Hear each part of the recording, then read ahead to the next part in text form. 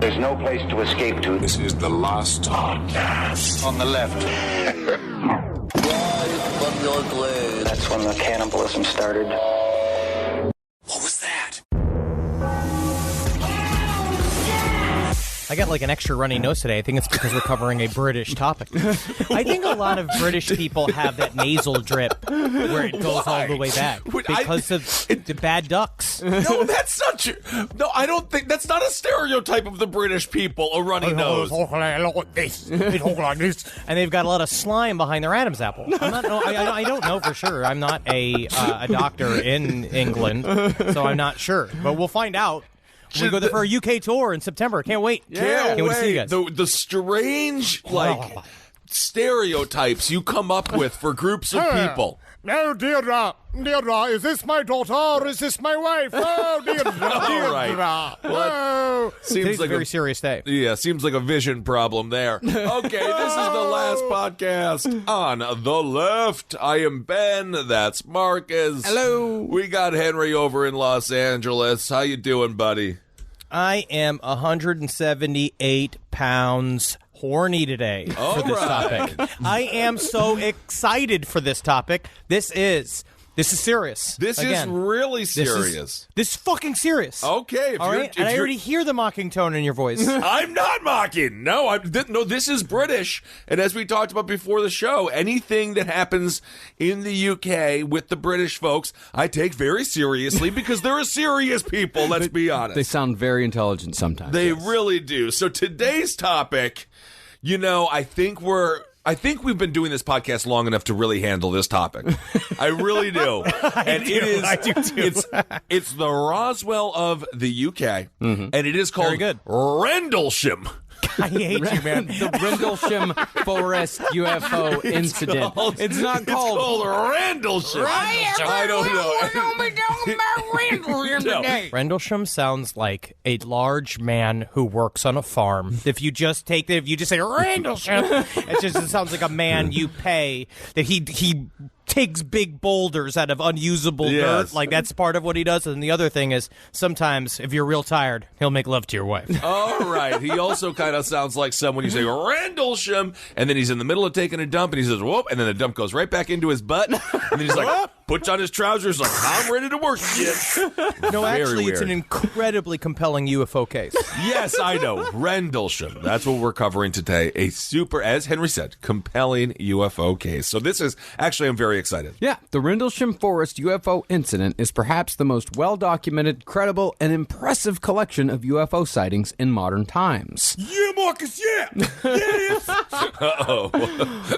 Over the course of 2 nights in December of 1980, dozens of U.S. military personnel stationed in Suffolk, England, witnessed intelligently controlled craft in the sky. And as if that wasn't enough, a further 2 soldiers claimed to have come into contact with the craft while it was actually on the ground. Ooh, so fun. Now, the reason why we say this is so credible is because of the people who have come forward in the intervening years to speak about the incident. First, let's acknowledge the author of Encounter at Rendlesham, our main source for this series. This is definitely the most legit of the books about the Rendlesham Forest UFO incident because Nick Pope has spent a long time being very serious, and he wants to make sure that he gets enough of his information in there as possible, as tight as possible. But I will say, I think there are more Cuckoo Bananas self-published books about the Rendlesham Forest UFO incident than almost any other topic in UFO history because there are many men in this that believe they are the main character. Yeah, interesting. All right, very cool. And of course, the Rendlesham, a lot of times, well, never mind. I was going to get a little blue with it. Okay. The What? You don't want to go? Come on, get a little blue. Come on, blue with turn it, the lights down. Usually, the late nights, man. Rendlesham incident is when you have sex with a man in the woods. No, I don't know. I was going to get a little blue there, but you talk about the brambles from Central Park. You're saying that you could go out into the Rendlesham Forest, and that's where you get your dick sucked by a man with one eye. Yeah. Well, yeah, I see. Okay. Well, the author of Encounter at Rendlesham, as Henry said, is Nick Pope. From 1991 to 1994, Pope actually worked for the British Ministry of Defense investigating UFOs, alien abductions, crop circles, and all the other weird shit that nobody else wanted to deal with. He took it as a point of pride that he was saddled with the secrets of the UK government, but little did he know the rest of the government viewed him as a diaper boy. I do believe they gave him all of the shit that they didn't want to deal with, but Nick Pope, as we have all done many times in the past and will continue to do, you flip and reverse it. Being like, I'll take your poo-poo diaper. You call me diaper boy? Guess what? I'll sit in my shit for 12 hours. I'm great at it. I love it. Absolutely. Like an angry female astronaut on the way to kill her ex-boyfriend. Well, the other person involved in this story who has a large amount of credibility is U.S. military Colonel Charles Halt. He was the deputy base commander of one of the 2 military bases involved in the Rendlesham Forest Incident and has gone on record multiple times as being a skeptic turned believer. Awesome. Those are the best when they're skeptical and then they come to believe. Yep, J. Allen Hynek. J. Allen Hynek was like that. Stanton Friedman was like that. All of the people that are like the most down-to-earth, grounded, quote-unquote, grounded UFO experts in the entire field, normally they came at the subject looking to debunk it. Right, and right. now they found themselves with the overwhelming waves of evidence being like, oh, well, now I am just a ufologist and my family has left me. So there are a lot of military people involved here. It's nothing but military people involved here. Yes. Is this the? I mean, obviously that has to make it so. That's why it's so credible, I suppose. Yes. But does this case involve more military people than any other case that we've covered so far? So what we've covered, yes, okay. for definite. Besides, I'd say the Hudson Valley Triangle, which actually got a lot of attention, and when we talked about the Phoenix Lights briefly, that also got quite a bit of attention from the military. But this story that's the reason why, for me, this is one of the most interesting, compelling, because of the witnesses involved. Right, These people, for the most part, their jobs are to observe. Right. Awesome. Cool. Yeah, but the fact that it does involve almost exclusively military people is what also makes this so frustrating. Yeah. Because Pope, Halt, and the other witnesses to this incident fully admit that they have more information than what they're legally allowed to share with the public, because a lot of the information surrounding the incident is still classified. And this is ultimately frustrating because they do know the answers to some of the questions that crop up when it comes to the story, but both the law and their own personal honor prevent them from sharing those missing pieces of the puzzle. Also because, Marcus, bullets cheap. Remember that? We're going to cover that a lot in the second episode. Bullets are cheap, which should be the opposite. That's an old Chris Rock bit, is that you should make the bullets expensive. Yeah, I've heard of that. You know what I think they should do instead of making the bullets expensive? Make them the size of a gun. Cool. and then you just throw them like a loaf of bread at people. So some of the questions, what were some of the questions? Like, Mr. Military Man, do they have 2 penises? Do the aliens have 2 penises, or? As a matter of fact, that is classified information, but let's just say they don't not have 2 penises. Wink, wink, wink, wink, wink. Which is, you also wonder why human beings are born with 2 nostrils. Oh, sir, that is not a vagina, sir. Alien, I am a male species. The vagina of a man is in the nose. Everybody wants sex up the butthole. But I'll tell you what, the real clit is behind the sinuses. Fuck me in the brain, I say. It's so gross. But before we get into the nights in question, it's important to know exactly how important the area around Rendlesham Forest in England was to both the U.S. military and to the NATO defense system at large. Oh. This, to me, is the biggest ringing bell, the biggest swinging tits of this whole story. Is just how important these 2 twin bases were to the U.S. and the U.K. government, which is why in the end, which we come to the second episode, the idea that any of this being a prank or any of this being taken very lightly, I think is ludicrous, because this place was highly top secret. Interesting. Now I cannot thinking about the Liberty Bell, but if it was just 2 swinging tits instead of a bell, you'd be like, they cracked our swinging tits. And then what a world that would be. Live from your grave. from your grave. Now, before this area came to be a home for the U.S. Air Force during the Cold War, this area of Suffolk was home to the discovery of one of the most important military technologies of modern times, radar. Now, I didn't know this personally, but radar was actually discovered on accident. Their original aim with the project was to focus radio waves into a death ray that could shoot German planes out of the sky in the lead up to World War II. That's fucking sweet. You imagine them just up there, just being like, what is happening with my seat? Have I shied my pants? Have I shied my pants? Oh, why is my so warm? Oh, I put the seat warmers on. That must be it. Wait, no. It's a death ray. No! Oh, no. But what they found instead at Bodsey Manor was that those radio waves could be used to detect aircraft. And once that was discovered, the Brits gained a key advantage over the Jerrys when the Nazis came flying over the English Channel.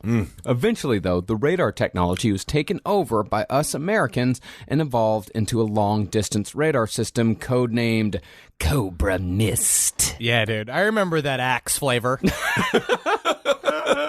Cobra Mist? Cobra Mist. They got to get more artistically minded people in the military again. That Dude, is that Cobra Mist awesome. rules. Yeah. That's awesome. You're just like walking through the... Can you imagine that? And you're like, there's a fog rolling in, and there's thousands of floating snakes.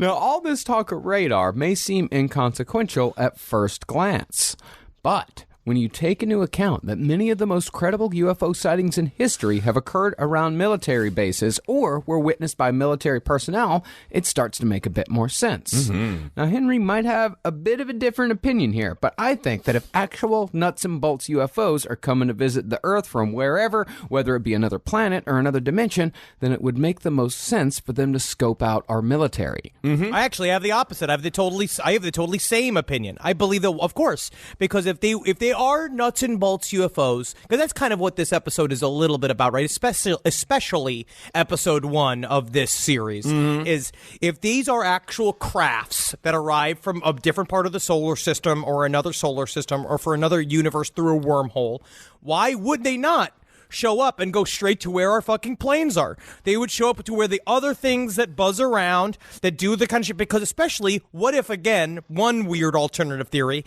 is that the ships themselves are aliens, that they're literally going to meet their friends on this planet. They literally show up to see the other top secret planets. I mean, this is a great Pixar movie. Yeah, I was about to say, this is just Cars.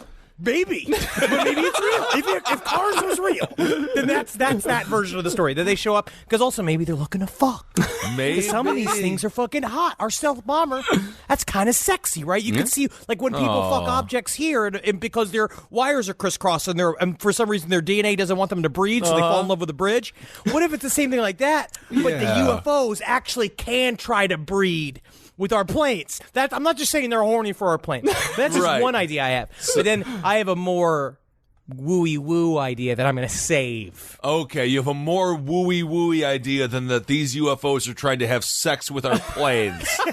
Okay.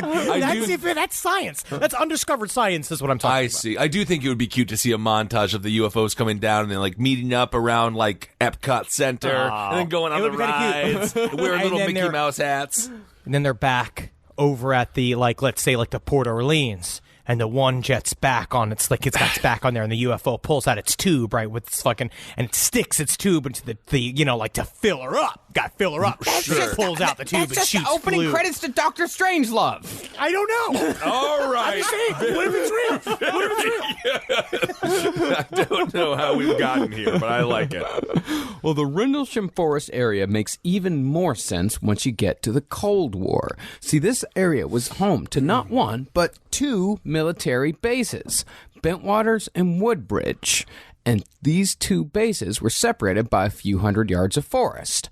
Rendlesham Forest. Ooh, cool. And it was thick. Yeah. It was as thick as the bush hairs on a duke over there. A duke? Like the Duke of York?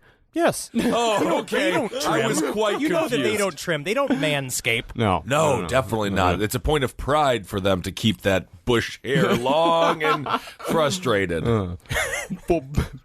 Frustrated bush hair. I don't, Marcus, continue with the story.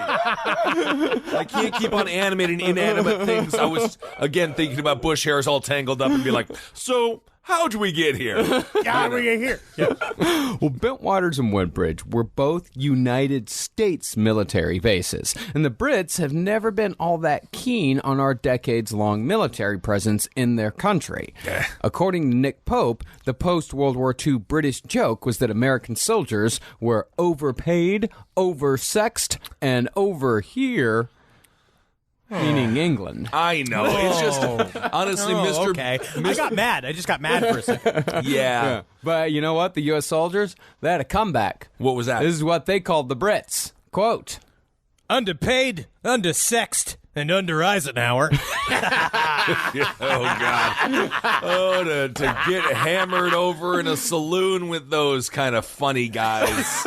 I wouldn't even know what military to choose. All the humor is so good. My gosh. you're going to choose Air Force guys. You got to. Yeah. They're very fun. Surprisingly hammered. Yeah. Yeah, they drink a lot. Who Yeah, does they got a lot drink of the most? machines that do it. For our military listeners out there, the Navy, the Army, or the Air Force, who drinks the most? Oh, I would my God. assume What it's is the this? Navy. Are we doing crowd work at a USO show? Not yet. No, we haven't made it yet. But when it came to being stationed at Rendlesham Forest, Americans didn't necessarily enjoy that particular posting because it had a long-standing reputation for being creepy, sinister, and overall just kind of depressing. The Well, it was forest. in this- Yeah, the forest, the whole area of England. Interesting. I believe the term was East Anglia was where they were at, which was this area of the United Kingdom, which is about 60 miles northeast of London on the beach. Now, when you hear this concept of like, man, we're stationed on the beach, that's got to be fucking killer, you know? Right. We're crushing natty lights, we're out there surfing like it's Apocalypse Now and all the shit. But this was a British beach, which meant that the sand was gray, and I want to say it was filled with eels. It is a gross ass, gray as fuck beach that was purposefully put out into a remote area of the UK where they were not vacationing. Okay, so these guys weren't having a great time out there. No, they weren't. But the Woodbridge and Bentwaters bases were horribly important in a strategic sense when it came to the Cold War between America and Russia. And for those of you not well versed in Cold War history, when it came to Europe, you had two coalitions. You had NATO, led by the United States, because we were the only country who weren't blown to hell in World War II. Yeah, we did it. We did. We were further away than they were. And you had the Warsaw Pact nations controlled by the Soviet Union. Now, if those Warsaw Pact countries like Bulgaria, Czechoslovakia, Hungary, or Poland decided to follow the orders of the Soviet Union and invade Western Europe by ground, they were going to need backup. And that was where Bentwaters and Woodbridge came in. Located on the eastern coast of England, both bases were fully stocked with American A-10 Warthogs, which could be called in to blow Soviet ground forces to hell from above, just like they later did in the Gulf War. Warthog is a very nice name for a large military vehicle. Horrible name for a high school kid. Horrible name. Unless, again, you own it and you're like on the offensive line for the football that's team. True. That's what you got to do. Again, always flip it and reverse it. It was actually in an area called Suffolk. I think it's pronounced Suffolk. Yeah.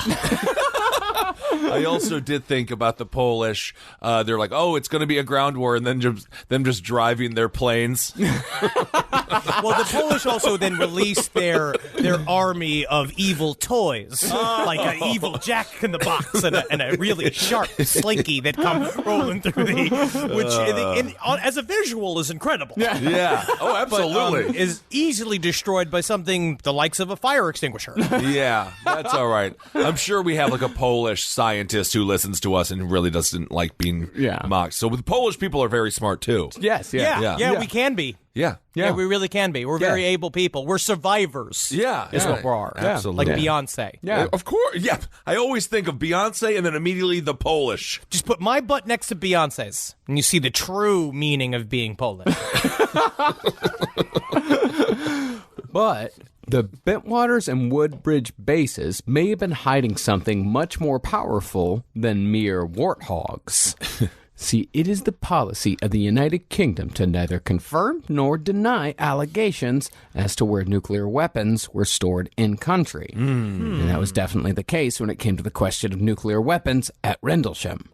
But listen to this quote from Lord Peter Hill Norton, a former UK Chief of Defence Staff and chair of the NATO Military Committee. This is what he wrote concerning the Rendlesham incident. All right. My position, both privately and publicly expressed over the last dozen years or more, is that there are only two possibilities. Either, A, an intrusion into our airspace and a landing by unidentified craft took place at Rendlesham as described, or B, the deputy commander of an operational nuclear-armed U.S. Air Force base in England and a large number of his enlisted men are either hallucinating or lying. But basically what he is saying is this place was a little bit more important than anybody would like to let on, because it might have held a cachet of over 500 nuclear bombs that were going to be our first wave attack against the Soviets. So the idea that these people on this base, right, that either one of these bases or a bunch of yahoos is highly slim to none. So, by this slip of the hand, and from evidence we'll cover later, we can infer that there most likely were indeed large amounts of nuclear weapons at either Woodbridge, Bentwaters, or both. Cool. And that brings us to another point about the locations of UFO sightings and why they appear in the places that they do.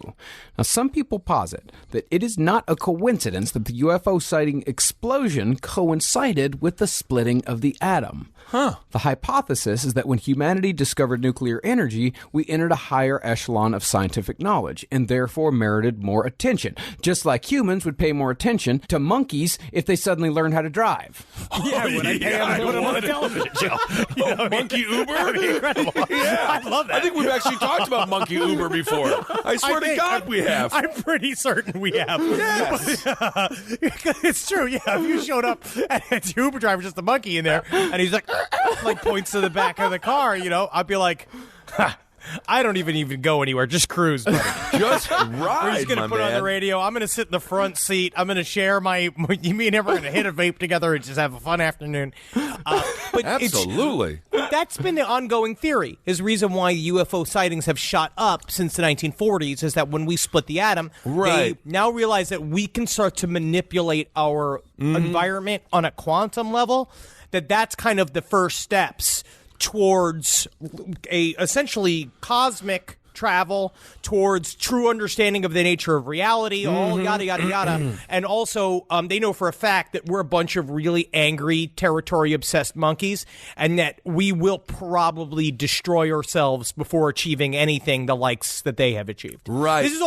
This is fully nuts and bolts UFO shit, which I'm not fully sold on, but this is the idea. Yeah. That if they have them showing up as our intergalactic babysitters. And maybe a correlation between all the video footage, right, and the advancement of technology and stuff like that also, maybe, perhaps? Possibly, but the biggest sighting, like the largest swaths of sightings happened before video technology really became as ubiquitous as it is now. Cool. And you say how convenient, but partially it's also maybe because of that fact. Yeah. They do not want to be videotaped. Okay. Yeah. Now, the skeptics say that when we split the atom, it just opened our imagination to new and more terrifying possibilities, and that combined with Cold War paranoia produced the large number of sightings seen in the 50s onward, essentially saying that our imaginations just kind of ran away from us. Sure. And that feeds into my psychic principle, which is the idea that we helped create them because it did expand our imagination. It's supposed to expand our imagination, and that's what it did, and that's actually going to help us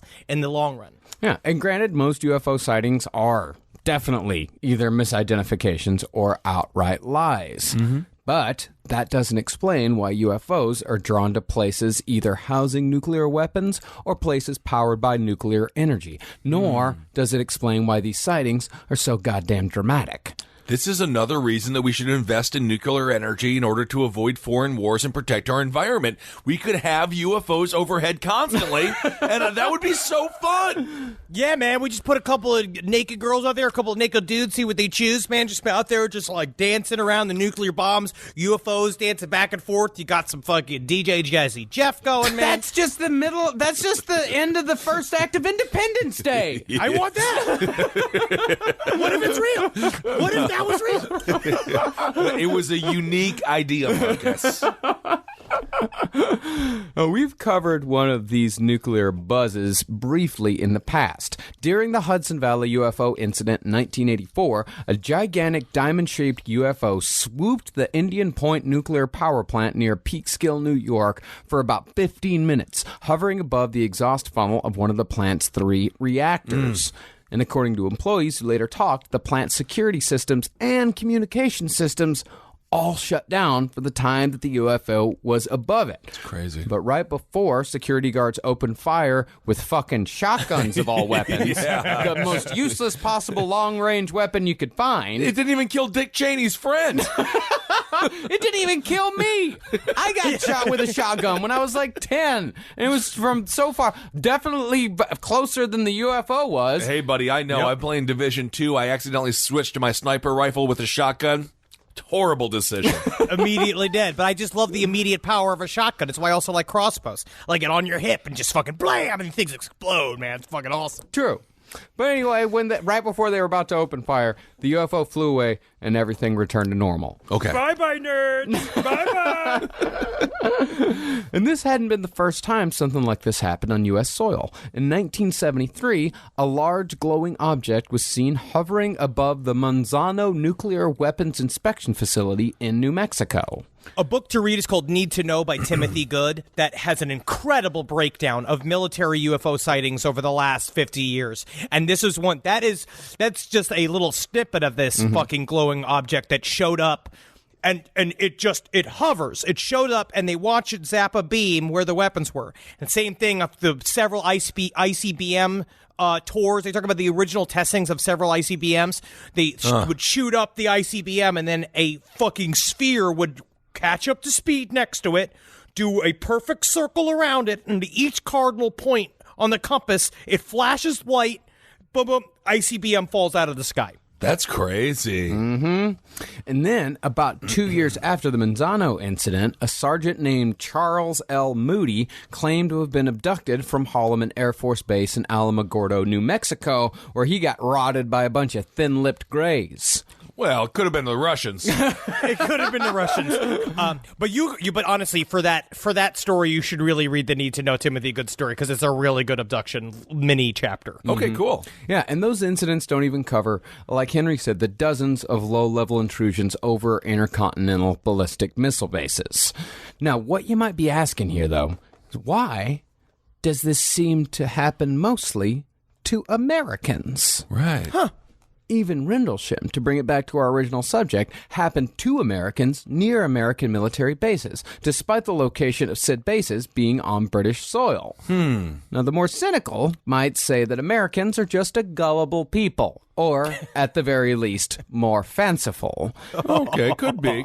All right. And okay. granted, we can be. We can be a very, very gullible people. Yeah, kind of. And our imaginations can run away with us. It's why we produce some of the best entertainment in the world. Absolutely. That's what the we're good best. at. Yeah. Yeah, we make the best entertainment in the world, and sometimes we make massive mistakes when it comes to governing the country. I mean, we just do massive, horrible things. Yeah. We followed our imaginations. Yeah. But it could also be that whatever it is that controls these UFOs is more interested in us because we were the first ones to split the fucking atom. USA, USA, USA. We stole it from the Germans. USA, USA. No, we did not. We did not. No. We did not. We got help. We got help from the Germans. But that's and I did think about that because it's the aliens aren't going to be paying attention to individual tiny little things. They're going to be paying attention to which government produced it. Nice. And that makes Americans both the most innovative and the most dangerous creatures on Earth. Woo! Yeah, all right. That's my whip crack. Whip crack! Yeah. I mean, Einstein, I mean, there were definitely Germans involved in it, but mostly it was the Germans that took us to the moon. By the time the Germans got over here, World War II was already done. Yeah. Well, thanks for taking us to the moon anyway. Thank you, Mr. Von Braun. Yeah, because on the moon there is no juice. Oh, that's What was not that? right. What was that? The director of the NASA? Nothing. You're lucky we're good at forgetting. Also, I'm fairly certain there's some anti-Semitic websites who believe that Jewish individuals come from the moon. It's very interesting. So I don't know if that's... It's like all nonsense is nonsense. Right. You know what I mean? And it also might not be a coincidence that New Mexico seems to be lousy with UFO sightings and abductions, because New Mexico was the site of the very first atomic bomb detonation, the Trinity Blast. Oh, Yeah. cool. I really love Detective Comics Marcus Parks. That's my favorite, is when he actually does, because it's true. I honestly, this really does. Again, It's interesting. But we're really laying out the yellow bricks of the nuts and bolts UFO road, right? These are what the core beliefs are, if that's the nature of the phenomenon. All right, cool. So, with that in mind, let's get into the stories of the sightings at Rendlesham Forest. And before we do it real quick, I know we have a lot of Rendlesham heads out there that are listening to the show. Just know, what we're trying to do here is we're going to lay out the facts as we know from Pennison's notebook and because if you don't know, then all of this is fucking garbage to you. Pennison's notebook and Holt's recordings. We're going through all of this, but know that there are many side quests in this little story that we will be covering in next episode. All right. Yeah. Live from your grave. Live from your grave. Now, while a lot of people witnessed UFOs in the skies on those 2 nights, there are 2 dudes who actually saw this thing up close. John Burroughs and Jim Penniston, both solid career Air Force men at the time of the sighting. John Burroughs was an airman first class and eventually served in the Air Force for 27 years. Penniston was a senior security officer in charge of day-to-day base security, responsible for the war-fighting resources on the base. These guys were not low-level grunts. They were not Jeep drivers. These guys were in charge of some big top-level shit. So, on the night of December 26, 1980, John Burroughs saw strange red and blue lights in Rendlesham Forest outside the walls of the base while patrolling the east gate of Woodbridge. Now, this shit's fucking creepy because Rendlesham Forest is thick as shit. And so they're just out there. It's cold as fuck. It's Christmas. Everybody, all the regular maintenance people are off, right? So the bases are half full. And they're just out there waiting, and they just see like these fucking 2 ghostly lights just out in the fucking forest. And they have to fucking call it in. That's awesome. Okay. Now, considering how the lights were on top of each other and were flashing on and off, it was thought that it was possible that an aircraft had crashed out in the forest. So the report was run through the proper channels. It first went to Staff Sergeant Bud Steffens. Love it. Yep. I can't get hard, but my hands are hard. Bud Steffens contacted Sergeant Crash McCabe. These are Bud and Crash. Are they a tag team? I literally cannot drive 55. Unfortunately, because I have had my license taken away from me due to the nature of my drinking problem. Okay. Still can fly, though. That's good. And Crash McCabe got a hold of Staff Sergeant John Coffey. Okay. Like the drink, but not spelled the same. And John Coffey ran it up to the on-duty flight chief at Woodbridge, Staff Sergeant Jim Penniston. All right. Now, it's important for you to know that, because that's what's hard with all of these books, especially with Encounter at Rendlesham Forest, is that they really try to dot the I's, across the T's of every single bit of the military data so that you can know as a true UFO nerd that they have made sure that they documented every single bit of the communication, because this is how many people have to go through just to go check out these lights. Right, okay. They have to okay it with everybody. Yeah. Sure. And that's when Penniston figured he'd better check on this thing himself. So, Penniston headed out to the East Gate with his driver, Airman First Class, Edward Cabansag.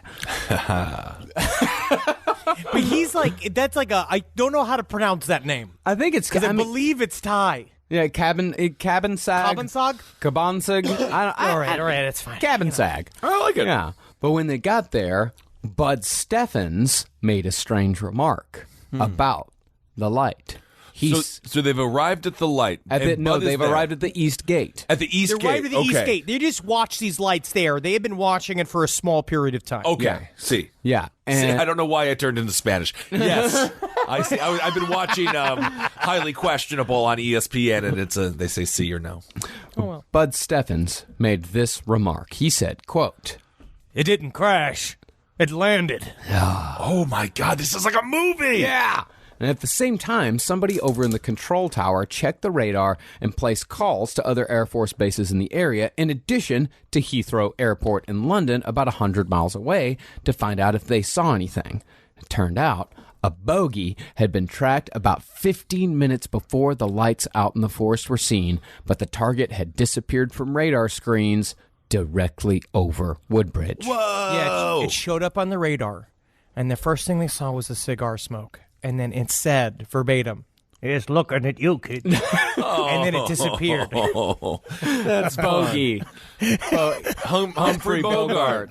Humphrey No, Bogart. I mean it's another joke that no one will get. I mean, we didn't even get it. Yeah, but I like it. I mean, I also like it. I paused Yeah. to go through what it could possibly be. Yeah. And then eventually realized that it's a joke that Ed Asner would have made. Yeah, and Ed Asner. Yes. Yeah, he's one A of the bogey good means ones. an unidentified radio object. Okay, very cool. All right, got it. Love it. Here's looking at you, Bogey.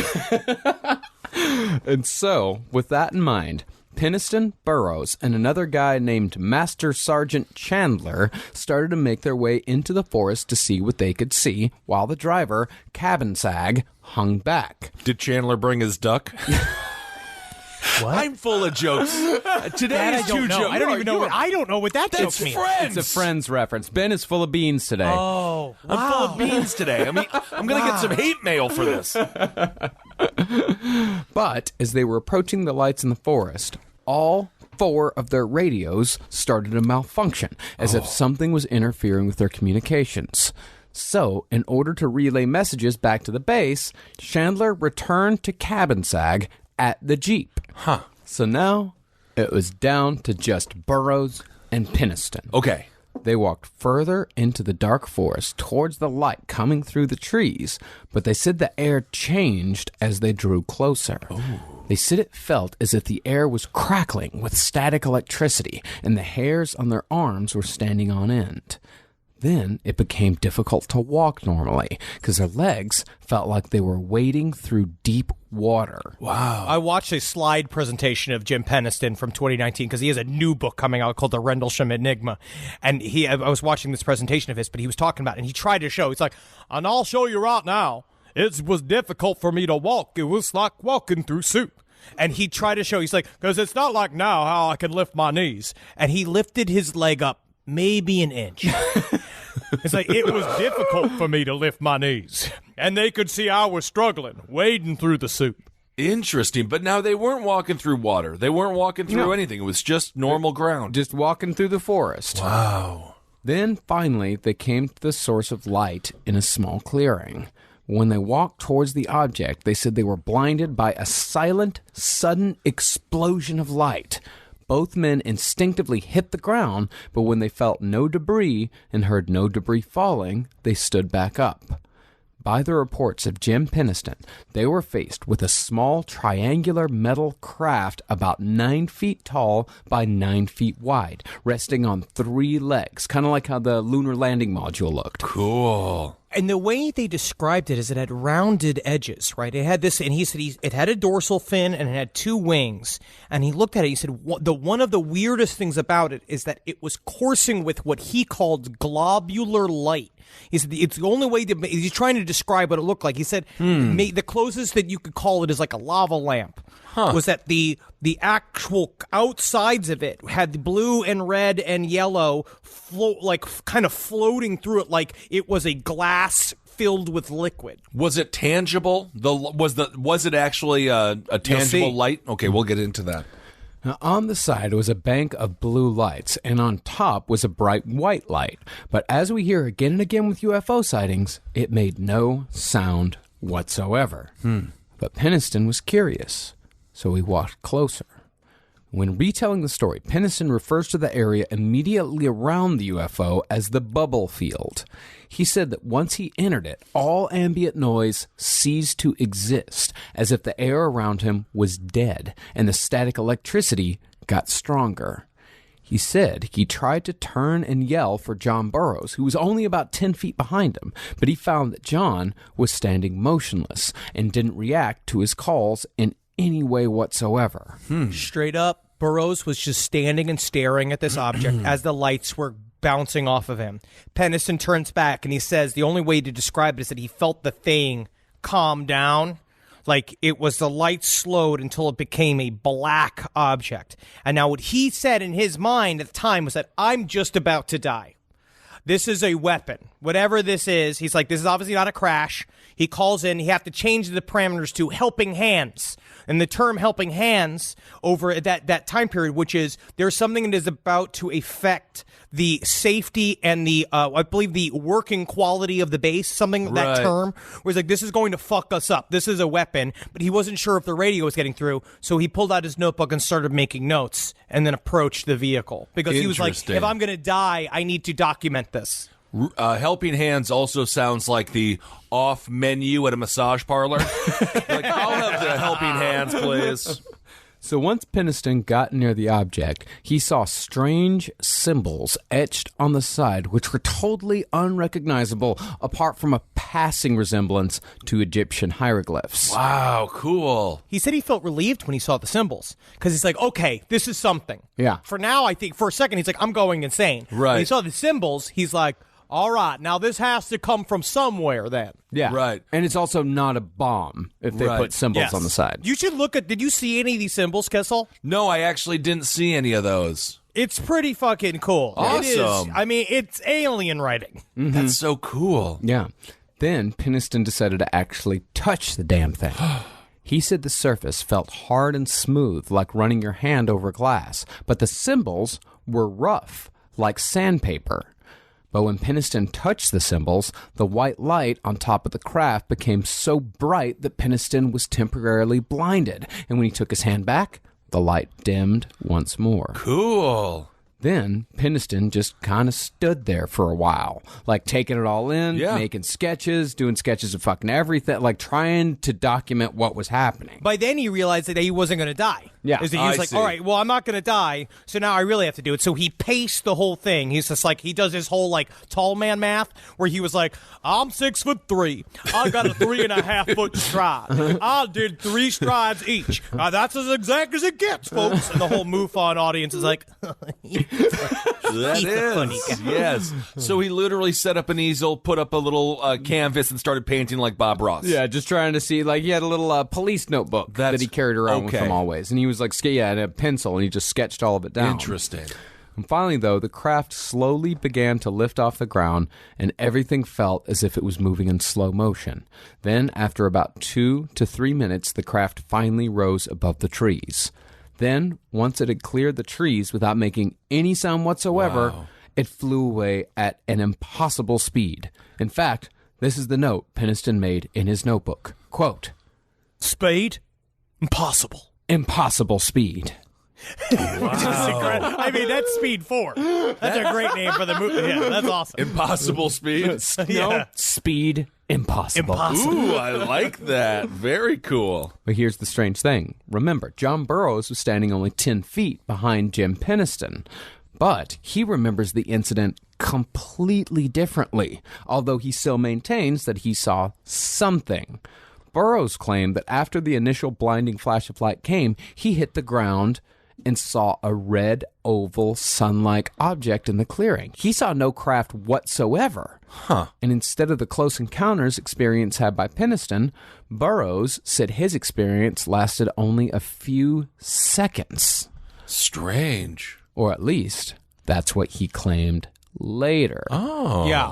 When he gave his original statement about the incident 72 hours afterward, he included a sketch of the craft that looked a hell of a lot like Penniston's. So he was sketching also. From his recollection. Okay. From his memory, yes. Oh, I Yeah, see. from Okay. his memory. Okay. Now, although he may have just been going along to get along. Which is difficult because Penniston, which we'll talk about, Penniston took full weight of talking to the superiors. Okay. So he said, when they were all freaking out afterwards, they were all like, what are we going to say to our bosses? And he's like, you're not going to say anything. I'm going to say something. Okay. So that he went forward and took all the blame. So I don't know if going along to get along even works for that because he already was to blame.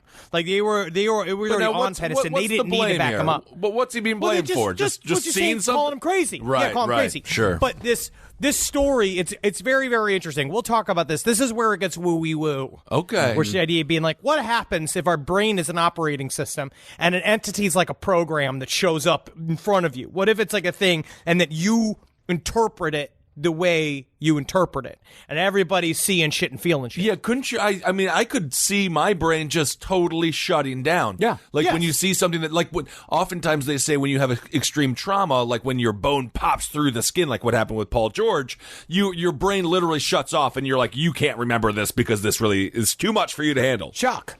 Yeah. Yeah, absolute shock. And, to take it even further with what Henry said about the operating system, if our brain is an operating system and these things are programs, you can't run, say, a Mac program on a PC. Can't run a PC program on a Mac. So some brains are able to run these programs, others are not. Interesting. And this is obviously a last podcast theory and other people's theories as well that believe this about the psychic nature of UFOs. So take that as you will. Oh, yeah. I mean, I know there are going to be people that are going to roll their eyes and say whatever about the operating system conversation. No, it makes sense. And there are plenty of people out there that are just fine with believing the humans are just a bunch of walking shitbags walking around going, come on. Plenty of people that are just fine No, they with won't that. do And that. plenty of people say, let's talk about killing people and all that. But you know what? Some of us like to be curious about the mysteries of the universe. Very Yes. good. Some of us think that there might be a little bit more out there.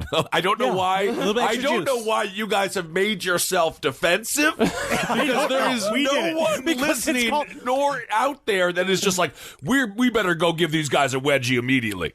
It is a disease that ufologists get. You just slowly, no matter, it's like you talk in a conversational tone, and all of a sudden it says, you think you know me? You think you know? You better do the reading. You come at me, you do the reading. I think what it comes from is, because I like to look at both sides, and I type in the incident, and then I type in skeptic, and the people who write skeptical responses to UFO incidents are the snottiest people on Earth. And because they're very fond of the phrase "so much for that." No, Henry said the snottiest people on earth were the British. No, but that's physically snotty, not emotionally snotty. Well, either way, depending on, but no matter what Penniston saw or what Burroughs saw, both men said that they saw a light above them after the flash. Awesome. Flying around, and it eventually flew away over the coast out east. Then they looked down at the ground and found that there were 3 indentations where the craft had been. Now remember, this was December, so the ground was frozen solid, but the indentations were deep enough where it was obvious something very heavy had been resting there. And those 3 indentations formed a near-perfect equilateral triangle. Cool. Furthermore, branches had been snapped off from the trees on the edges of the clearing where the craft had landed and taken off, including branches from way up high. Yeah, man, there's tree rubbins. Yeah. That's the term I kept seeing was tree rubbins. Tree rubbins. Tree rubbins. Okay. In other words, if they're telling the truth, some real weird shit had just happened. Yeah. But what was really weird was what they discovered when they returned to Cabin Sag and Chandler. By the reckoning of Burroughs, Penniston, and their watches, they'd only been out of radio contact for 5, maybe 10 minutes. But in reality, they'd been gone 45 minutes. Whoa! And what was more, both of their watches were running 45 minutes slow. Yep. That is crazy. So we have lost time. We have lost time, and not just lost time, but time that is manipulated mechanics.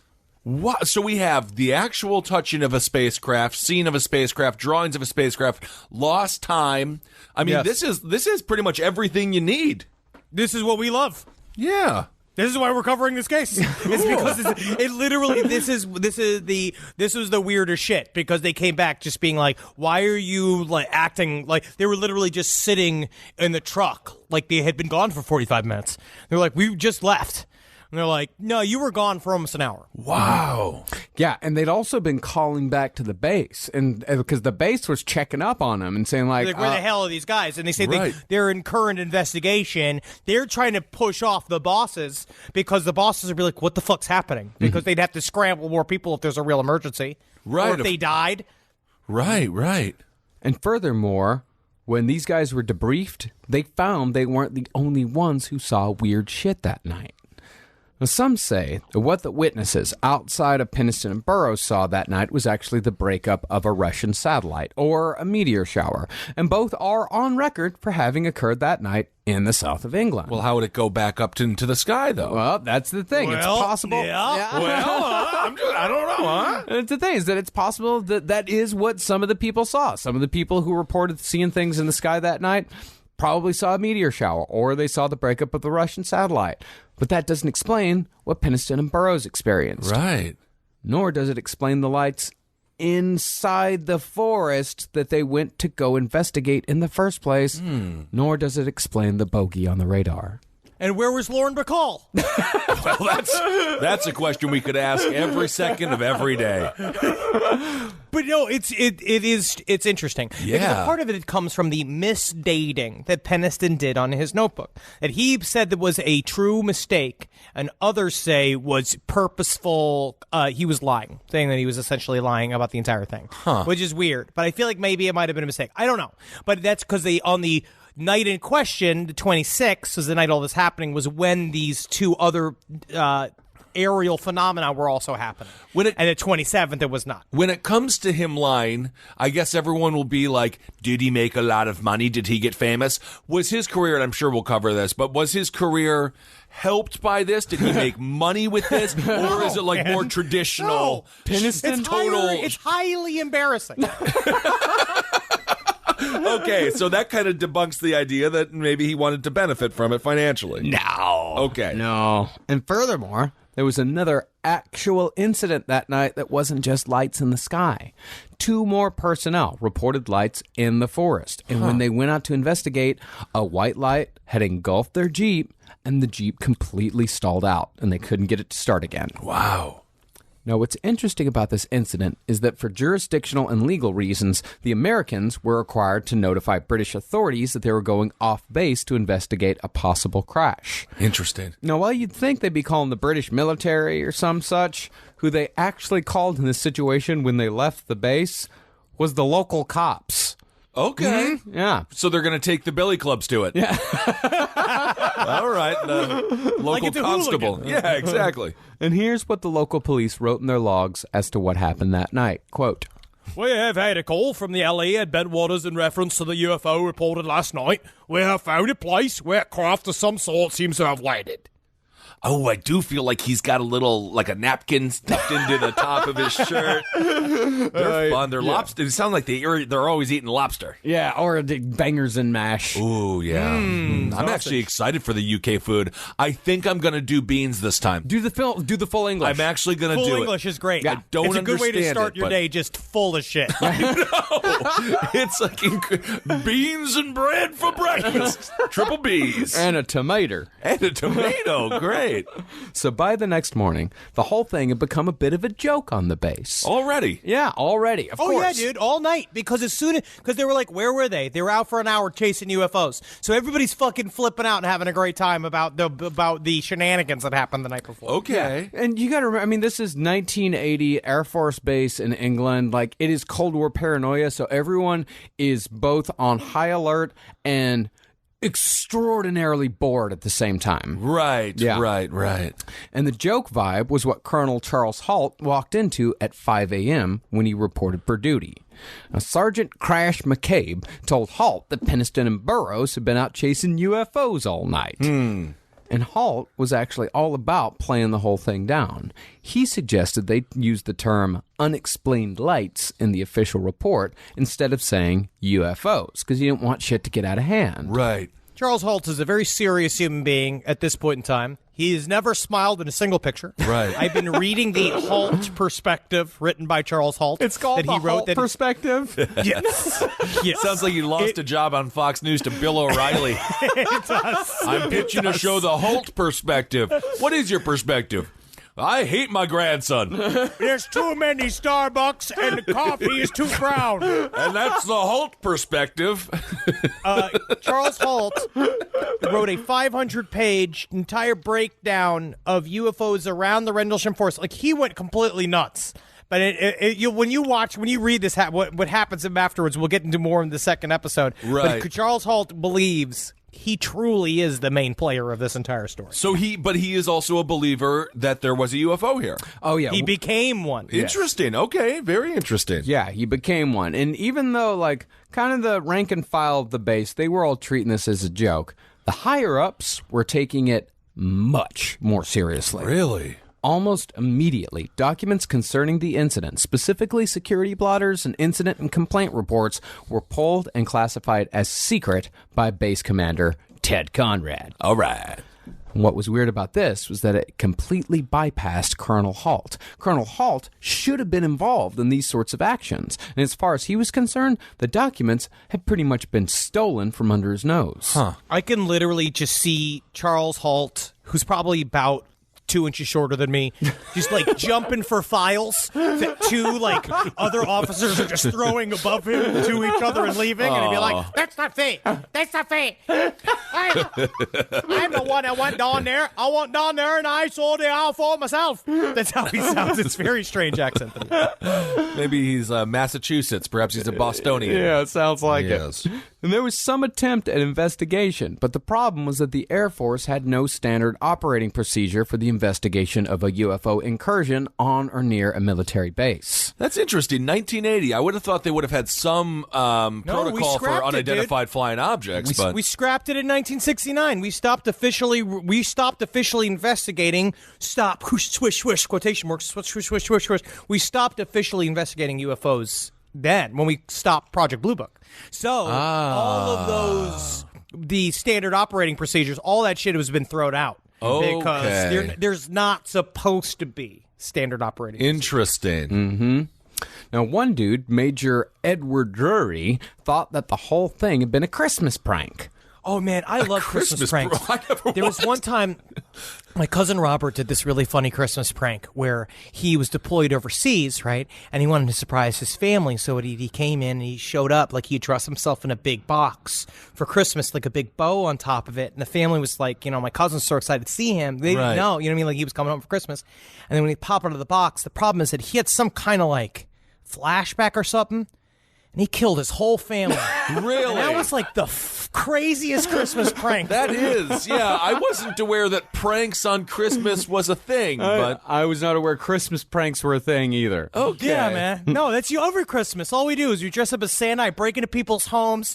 I tell them I'm leaving presents, and then I just shit. I just shit all over the living room. Right, You know what I mean? yeah. Because your kids were bad. I guess so. But after debriefing Peniston and Burroughs and hearing that something had come up on radar that night, Drury figured there might be something to this incident. So, a bunch of guys went out to the site and took photographs and such, but they kind of figured that was going to be the end of it. But the next night, on December 27th, the UFOs returned. this is fucking so sweet. This is the best part. Is that, like, because also it's a Christmas story. Yeah. This whole thing is around Christmas. So it's all this shit. Like, they're literally doing the jingle bells, jingle bells, jingle bells. Right? Like, they have, like, fucking Santa hats on. They're all getting fucking hammered on eggnog. And this shit's going down. Rise from your grave. Rise from your grave. Now, the night of the second sighting was set to be a relaxing evening of R&R, because that was the night of the Combat Support Group Awards dinner at an on-base bar called Woody's that was located naturally on the Woodbridge base. I love it. Oh my God, that would be so much fun. So much fun. It's kind of cool. They set it up like a little town. It's kind of like Auschwitz, where they set up this little town where they lived in. But I mean, that's the only thing I can compare I know it it's to right the only now thing that because you of my can horrible brain. compare it to. I don't know if it's the best comparison. I can compare it to, I don't know, the fucking military base that my uncle and his family lived on when I was That's a kid. much It's more all military appropriate. bases are like this. They have a bar, they have a PX, they have all kinds of shit. They are Great. little towns. Okay, I don't know. You were correct. I'm not allowed in the military. I have blood clots. But just as they were getting into the swing of things that night, Lieutenant Bruce England, who was on duty and sober, came inside looking shaken. He took Colonel Halt aside and told him that the UFO had returned. Oh. And so Halt, who was also sober... Well, you're really stressing the sober thing. Are you sure they're not hammered? You have to, because Okay. that's like, well, you know, they had a Christmas party that night, so much for that theory. But no, it's like, Yeah, they were, okay. not all of them were blasted. Okay, great. Some of them were. Not all of them were. I actually would trust the drunk person more than the sober person in this, because Absolutely the drunk not. person's going to run right up to the plane, tackle it, wrestle around with it, and bring it back to the barracks. It doesn't need to be like they're tailgating at a Packers game Okay, in I order don't for know. you to get substantial evidence about UFOs. You got to be clear-headed. Okay. You have to be Yeah. annoyingly clear-headed. All right, Yeah. all right. So Halt decided to check it out. First, he assembled a team of sober men and called up Sergeant Monroe Nevels and Master Sergeant Bobby Balls. No, wait, never mind. His name is actually Bobby Ball. Bobby Balls is a typo on my part. I'm sorry, damn it. It would really be nice if I did have two testicles, but unfortunately, I'll be Bobby Ball. I'll be Bobby Ball. And I try to refer normally as a basketball because people hate hearing a man not having two balls. They respect me less. Yeah, But he actually got the entire group from Revenge of the Nerds together Right. to go out and look at these UFOs because it was the only sober people at the Christmas party. Yeah. Interesting. Yeah, Okay. Bobby and Monroe. I love it. All right. Now, one of the first things Halt wanted done was to set up a bunch of light-alls. And light-alls, they're essentially floodlights on wheels that you can use to watch the skies. Okay. But the light-alls weren't working. Now, some say that they were just out of gas, and some of them certainly were, but not all of them. Some of them just weren't working, just like the radios hadn't worked a couple nights before. Of course, the base was getting fired up, partly because they were getting a little action in the middle of a boring Cold War standoff, and partly because, admittedly, a lot of them were half in the bag from the Christmas party. Of course. And you know for a fact that him and the Nerd Squad are trying to set up these light-alls, and they're just throwing bottles of beer at him, and they're shaking whiskey at him, being like, "Yeah, fucking get your gay UFOs, nerds, You know go what? get 'em." While they're all just really being like, "This is about the integrity of the base." Like they're trying to keep the calm while everyone's screaming at him. One dude is just like, "Hey, Tommy, look at this." Takes off all of his clothes, tucks his penis between his legs, and just goes and prances out in front of the sober group of alien hunters. Be like, "I guess I'm an alien, aren't I? I'm an alien. You boys want to Meanwhile- probe me? Reverse alien." Charles Holt be like, "This is very serious. This is a serious time, and this is military expenditures." Well, Halt was not one of those men. He was not one of the drunk ones. In fact, Halt was meticulous. So he took a handheld tape recorder everywhere he went to record his thoughts and observations. Kind of like, as Nick Pope points out, Dale Cooper. Oh yes, of course. So after Halt gave the order to refill the light-alls, or to do whatever the fuck needed to be done to get them working, he and his team headed out to the original landing site. Although we don't really know why they went to the original landing site. They didn't see the lights over there. They just kind of instinctively went over there. Well, we don't know. We don't know why they went out there. The answer, though, might be on one of Halt's tapes. 18 minutes of Halt's recordings from that night are available to the public. But according to an interview Halt did in 1999, he actually made 4 to 5 hours of tapes on December 27th, 1980. Yes, which shows that obviously what we're getting is a highly curated version of these events. Yeah, highly curated is a hell of a nice way of putting redacted, of saying redacted. Wow. But when asked to elaborate on what those tapes contained, Halt refused to comply, saying that most likely the public would never hear what was recorded. Hey, get out of the way, guy with his penis between his legs. You're not an alien. I'm an alien. No, you're not an alien. Get me, I'm an alien. Yeah, buddy, you're not going to feel so happy when you wake up at 5 a.m. hungover and I'm making you do 100 push-ups, okay?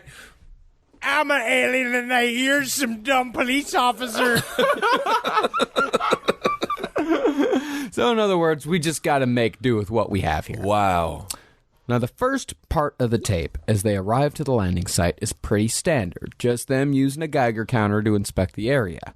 But then, they found something intriguingly radioactive directly below the craft's landing site. We found a small blast, what looks like a blasted or scrubbed up area here. We're getting very positive readings. Let's see, is that here the center? Yes, it is. This is what we would assume would be the dead center. Just picking up more as we go along the whole area here now. Up to 7/10 or 7 units, it's called on the 0.5 scale. Wow, they're acting as if, I mean, they seem to be acting authentically surprised. Very much or so. just intrigued at the very least. Now, what Nick Pope claims is that this reading, 7/10, is 10 times what the normal radiation should be, and is therefore proof that a UFO landed on this exact site. But on this point, we have to go with the skeptics.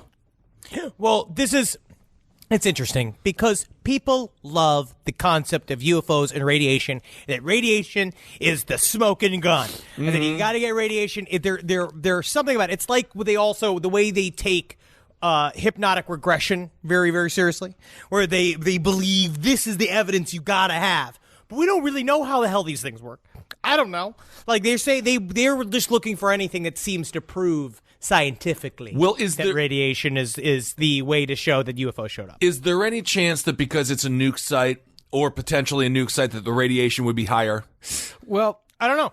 For one, it's obvious from the recording that this was a spike and not a steady reading, which that spike could have been anything from environmental radiation to a malfunction of the needle. Okay. If it was an actual radioactive site, it would have gone... Ooh,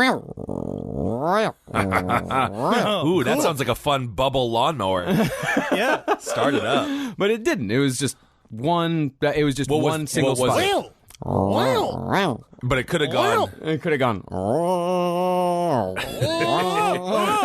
I don't know. It's surprisingly peaceful. It is a shockingly peaceful sound. I think I want you to record that on loop for 30 minutes, and I'll just go to sleep listening to... Yeah, it's ASMR, but it means you're slowly getting radiation poisoning. Oh, I see. All right. Well, furthermore, they were using the wrong type of Geiger counter to test for background radiation, meaning the readings they were taking were utterly useless. These are the sober ones? Yeah, these are the sober ones. Come They didn't on. know. However, just because the radiation is a bust does not mean that this entire incident is debunked. Okay. In fact, the debunkers may have ended up supporting one of our positions with their due diligence. Okay. Yes, you played into our hands, didn't you? Yes, I'm Henry Debunker. This is my wife, Harriet Debunker. We're the Debunker family. It's because we're mostly butt. See, the debunkers figured out what kind of Geiger counter the men in the field were using. And it turns out that Geiger counter was more suited to monitoring major nuclear accidents, such as the kind that might happen at a place that stores nuclear weapons. Whoa! We got you, you fucking bitch. We got issue. Yes. Wow. Cool. Now, it could be this Geiger counter was standard issue to every Air Force facility during the Cold War. You don't know. Sure. Maybe, but you don't find basketballs on a football field, okay, my friend? A Kissel, you might. Well, Someone might have brought a basketball to a football field. It's still sports. Right? It's still sports. You might not find a pool net at a football field. I don't think you would find it. That's a whole nother story. But, yeah, even if these are at every single place, it's nonetheless interesting that this facility in particular had this particular piece of equipment. Cool. Sure. But back to the landing site. This next clip is Lieutenant England describing what he was seeing concerning marks on the trees as he and the other men inspected the area in question. Yeah. Each one of these trees that face into the blast, what we assume is a landing site, all have an abrasion facing in the same direction towards the center. The same. Let's see anything. Let's go this way around the circle here. Turn it back down here. Picking up on your collection. You can see that. Well, that's kind of funny. You're right about the abrasion. I've never seen a tree that's never seen a pine tree that's been damaged react that fast. I got a bottle to put that in. Yeah, you got a sample bottle? Just for the soil. Put the yeah, here. Sit this on the ground. You'll notice they're all the same. Okay, from now on, let's identify that as point number 1. That stake there. So you all know where it is. We have to sketch it. You got that, Sergeant Nevels? Yes, sir. Okay. Closest to the wood bridge base. So they're taking soil samples here, right? Of the indentations, of the 3 triangular indentations. Yes, where the UFO supposedly landed, and they're noticing the tree rubbings. So we have them. This is great. Yeah. So they are like legitimately in real time expressing exactly what they're seeing. Mm-hmm. Okay. Yes. Yeah, and as you can hear, although they stay professional, these men are steadily growing more and more concerned. Right. Then, using night vision, the men started finding hot spots, like spots that were literally still warm. Wow. On the ground. On the ground and on the trees. Wow. Yes. You said there's a positive after effect? Yes, there is definitely. That's on the center spot. There is an after effect. What does that mean?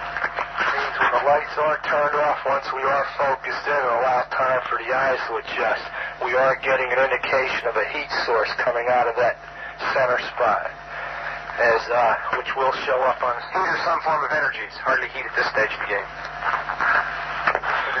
It's 32 degrees outside.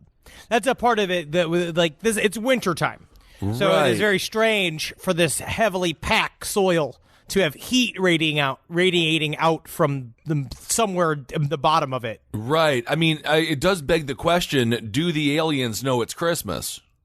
I don't know. No, that is... Does it matter if they don't celebrate? Exactly. Then it's just like, I mean, that's my thing. That is really awesome, compelling audio, though. Crazy. All right. Dude, and there's still so much more to go. Then, very suddenly, they started hearing noises from some of the nearby farms, or at least from the surrounding wildlife. Well, here at 148, we're hearing very strange sounds out of the farmers' barnyard animals. They're very, very active, making an awful lot of noise. The animals are freaking out. Like, there's now something happening where now that whatever the event is starting to freak out all animals, which is a common occurrence during a UFO, any sort of incident. Right. Awesome. I mean, how important is animal reaction? And I'm not because obviously when a storm's coming, the birds know. But how important is that when you have animals be like, yo, some shit is going on here, and we're not. I mean, no one is ever going to be convinced that that some bizarre wolf is a conspiracy theorist on aliens. During Skinwalker Ranch, we saw that they use dogs as their bio readers. They use them as because they do experience certain levels of, I don't know if it's either they can hear more things than we know. They're more attuned to their natural instincts. They can see a little bit more of the electromagnetism of the world. I'm not really sure how that works, but they do freak out when weird shit happens. All right, for all of our Pomeranian listeners out there, shoot us a DM. Let us know what you think. But also, yeah, and Wendy just freaks out. Did anybody walk past the window? Of course. Yeah. And then they saw the light. Uh-oh. Pigmentation. You just saw a light where? Where? Right in this position here. Straight ahead, in between the tree. There it is again. Watch. Straight ahead off my flashlight there, sir. There it is. Hey, I see it too. What is it? We don't know, sir. So, can I get some? Yeah, it's a strange, small red light. Looks to be maybe a quarter to half mile, maybe further out. I'm going to switch off. The light is gone now. It was approximately 120 degrees from the site. Is it back again? Yes, sir. Oh, that's the flashlight set. Let's move out to the edge of the clearing so we can get a better look at it. See if you can get the star scope on it. The light's still there, and all the barnyard animals have gotten quiet now. Yeah, we're heading about 110 to 120 degrees from the site out through to the clearing now. Still getting a reading on the meter. About 2 clicks. Meter's jumped 3 to 4 clicks, getting stronger. Now, that part of the tape we just played is a big point of contention when it comes to the debunkers. They say that the light Halt and the other men saw at this point in the tape was just a lighthouse off the coast. And when they're talking about that light in particular, the debunkers might be right. The lighthouse in question shines at 5-second intervals. And the spot in the tape where they say, it's gone. Oh, wait, it's back again. That's exactly 5 seconds in length. Okay. But that doesn't explain what happened next. Okay. Listen to this. Weird. It appears to be maybe moving a little bit this way. It's brighter than it has been. It's coming this way. It is definitely coming this way. Pieces of it are shooting off. There is no doubt about it. This is weird. To the left. Yeah, definitely moving to the left. Two lights. One light to the front, okay. One light to the left. Keep the flashlights off. There's something very, very strange. Get the headset on and see if it gets any stronger. Okay. Give us a rundown. Notation that this is on a beta reading, too. It's on a beta reading? Beta still has been removed. Okay. Pieces are falling off it again. But it just moved to the right. Yeah. Off to the right. Strange. What are you doing left? I do like that they reacted the exact same way all of us would, just be like, oh, yeah. It's weird. What the fuck? What Charles is seeing is that this red light that appeared to be back behind the trees, they're seeing this thing is now weaving its way through the trees. Wow. So, and the way we described it looked like an eye, a giant red eye with a black center and a big red ring around it. And what's weird is the fact that it's coasting around and it's shooting off sparks. Jeez. It's shooting off these little driblets off to the side, which if you saw the live show for last podcast and last year, I showed some footage of a UFO, like a globular style UFO. Right. Shitting out the things out of the back of it, and it was doing the same exact thing. Interesting. And you can get our live show from last year. You can still get it on lastpodcastlive.com. Mm-hmm. It's still only $6.66. So we can't wait to see everybody on the road for this year's live show. But if you want a little taste, watch last year's. Good plug. So this is some of the most compelling audio I've ever heard. Yeah. For sure. And the other thing about the lighthouse, it's not like the lighthouse just happened to be turned on for Christmas. This thing was going constantly. So they would have known if it was the lighthouse. All night, I feel every night. That is my opinion. Yes. Is that they would have known the difference between the lighthouse and other lights right. around. And then the fact that they're saying weird and the fact that it was red and I think that's the three-dimensional quality is what kicks in here. Yeah. Is that they see this shit begin to approach right. and do a little dance for them. Yeah, and these were Air Force men. It's not like they never looked at this fucking sky. Right. I mean, the lighthouse was a known quantity. Yeah. And it could have been like just once or twice they saw the lighthouse, but this is something that was a static object in their environment. Yeah, I mean, I don't think a lighthouse resembles a strange detached hemorrhoid coming towards you. Unless it's a cool as fuck lighthouse. Maybe, I don't know. It'd be cool to have like a goth lighthouse where it's all black and it shines a red light, but I feel like, which is what a goth lighthouse would want, which is just destroy as many ships as possible. Yeah, that wouldn't really work. And the lighthouse theory definitely doesn't explain what happened at the end of the tape. Listen to this. One's moving away from us. It's moving out fast. This one on the right's heading away, too. Yeah, we're both heading north. Okay, here he comes from the south. He's coming toward us now. Now we're observing what appears to be a beam coming down to the ground. This is unreal. 330, and the objects are still in the sky, although the one to the south looks like it's losing a little bit of altitude. We're turning around and heading back toward the base. The object to the south is still beaming down lights to the ground. So 400 hours, one object still hovering over Woodbridge Base at about 5 to 10 degrees off the horizon, still moving erratic and similar lights and beaming down this area. Wow. Down to the ground, man. I think he's Pittsburgh. I think that's what that is. I think that's Pittsburgh. Could I think be that's a Yinzer. That's yeah. some kind of Pennsylvania. But yeah, man, that's fucking freaky, man. That's very cool. That's the shit. Yeah, they saw some shit. Yeah, and think about definitely. how collected you have to be as a military person to be able to see this thing like shoot a little light and not be like, Right. It's almost like they're not MUFON investigators, and they were actually trained by competent militant minds. I am trained by the best teacher possible, which is me. Well, later, Halt said the light in question was pencil-thin, like a laser, and it struck a point on the ground just 10 feet in front of him.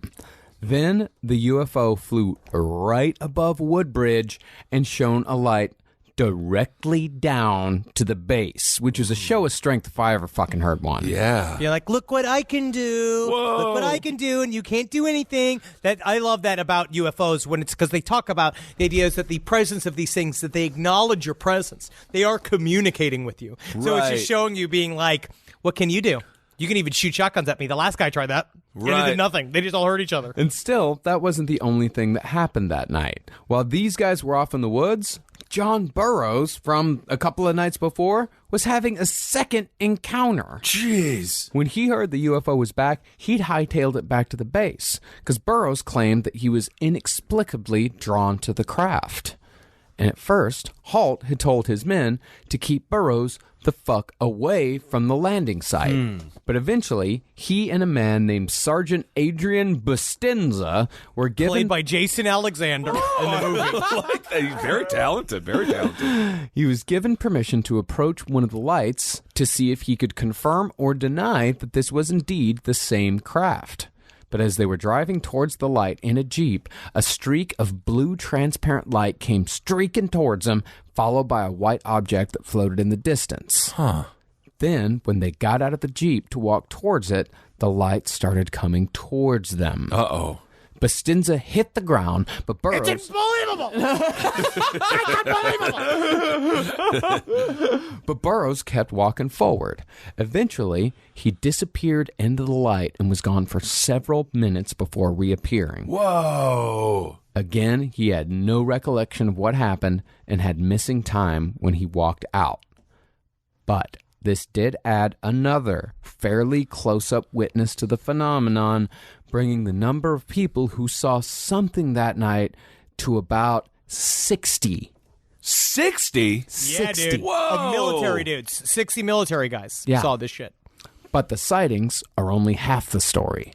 The other half is the inevitable cover-up, which we'll cover on the Rendlesham Forest UFO Incident, Part 2. Awesome. It's not only the cover up, we're also going to cover the ways specific members of this entire incident and people that were affected by it, how they went completely fucking insane. Right. We will talk about like the there's a lot more here. We're going to talk a little bit about binary code.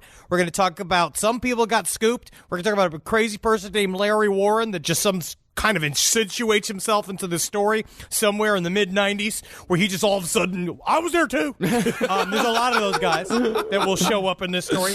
But Awesome. man, I was the one who took my love- penis between the legs. I was the one who did that. That was me. I was the I alien. was doing that. Wow, awesome. This is without a doubt the best UFO encounter we've ever covered. I think, anyway. It is compelling. Yeah, it's I awesome. love The it. audio is just so kick-ass because it's chilling. It really is. Well, it shows that these guys really did the aftermath too. It shows that whatever happened, they saw some shit. I don't know what the hell was going on, and then we'll also go through all the various ways whether or not this is a hoax next episode too, because there were several people that said that this was some kind of prank. There were people that said Christmas this was the prank. Russians. Yeah, one of those classic Christmas pranks we all know about. Yeah, Robert, my cousin Robert, he killed his whole family. Yeah. That's what happens when a prank goes bad. Awesome. All right, everyone. Well, thank you so much for listening. Let's see. We had a great time hanging out with all of you in Kansas City and Denver and Salt Lake City. Oh, yeah. And no lie, that was one of the best 3-day little mini tours we've ever done. Without a doubt. Everyone was so freaking sweet. Yes. Thanks for the vapes in Denver. And honestly, thanks for all the incredible artwork. We had some incredible, we don't even you don't need to give us any gifts. We have to fly them back and everything. But every time we receive something, you all are just so talented. I mean, it's really awesome. We got to see Jeffrey Dahmer's high school yearbook. That was cool as shit. The 1977 yearbook. I have a picture that I have to post. If you're the listener that showed us that video, please hit me up so I can tag you properly. But man, oh man, we had some good. Honestly, I just love being on the road. I love listening. Yep. I love meeting the listeners. I love doing the live show. It's so much fun. It's so you guys much have fun. really made this mean a lot to us. Yeah. Absolutely. And we'll be in Vancouver, Seattle, and Portland real soon. Vancouver still has some tickets available. So please, I don't know the next time we're getting back to Canada. Yeah. This might be our only Canadian trip this year. Don't you think? Yes. I think this is our only Canadian trip. So far. Have fun with it. Make a weekend out of it. Drive from Calgary. Drive from Canada. Wherever you are, come and see us. It will be a very fun time. So please get those tickets to Vancouver, Seattle, and Portland. We'll see you in your beautiful cities as well very soon. And keep on supporting all the shows here on the Last Podcast Network, Page 7, Top Hat, Whiz Brew, Movie Signs with the Mads.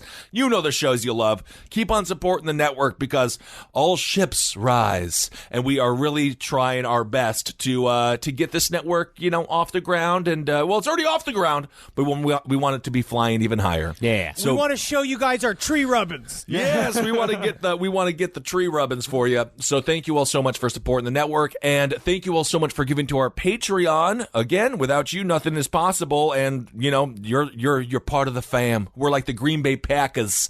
Everyone's part of the family here. So thank you so much. Henry and I actually had a chance to interview really awesome guest. She is the director of Hail Satan.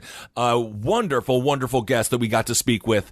Penny Lane. Penny Lane. There was an really good, we talked about Satanism. She honestly fucking really knows what the hell she's talking about. She's great. And check out her documentary, Hail Satan. It was wonderful. So thanks all for giving to our Patreon. And is there any, what do we have? Do we have to talk to our audience about anything right now? And we're going to be coming to Australia here in June. So, a lot of those shows are selling out. But come on out to Sydney. Yes, Perth, the whole thing. Yeah, Sydney. Come on out. Yeah, buy them tickets to Sydney. You buy them tickets. We're going to see you in Sydney. Can't wait to be in Australia. I can't wait to be upside down. I want to meet all the spiders. I want to give them a little kiss. Yep, absolutely. All right. Well, thank you all so much for listening. We absolutely love you. I guess this is the time where we close it out, huh? Yeah, it is. All right, everyone. Hail yourselves. Hail Satan. Hail Gin. Magustalations. Hail me and look to the skies. You don't know what you shall see. Well, in this case, look to the ground as well, right? Sometimes. Yeah. It's good to look into the ground so you know where your feet are, I guess. I guess that does make sense. This show is made possible by listeners like you. Thanks to our ad sponsors, you can support our shows by supporting them. For more shows like the one you just listened to, go to lastpodcastnetwork.com.